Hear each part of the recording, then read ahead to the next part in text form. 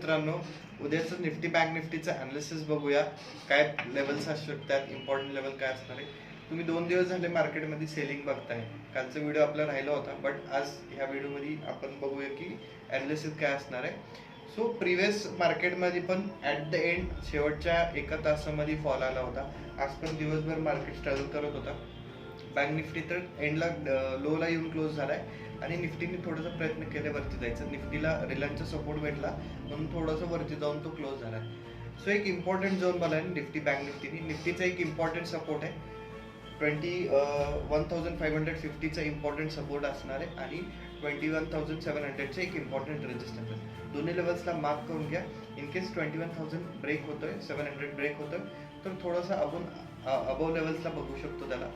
आणि परत तो 21,700ला रिजेक्ट करतोय तर अगेन तो 550 पर्यंत येऊ शकतो. बँक निफ्टीसाठी कोणते इम्पॉर्टंट लेवल असणार आहे. 48,000चं मी एक इम्पॉर्टंट रेजिस्टन्स तुम्हाला सांगितलं होतं. त्याच्यात 48,000 पासून बरोबर तो रिजेक्ट झाला होता आणि आता तो एक सपोर्ट घेतोय 47,650. दोन्ही लेवल्स मार्क करून घ्या आणि त्याच्या अकॉर्डिंग ट्रेड करा. उद्या जर का परत 46,750चं पण लेवल ब्रेक होतंय तर अजून लोअर लेवलला आपल्याला बघायला भेटू शकतं बँक निफ्टी.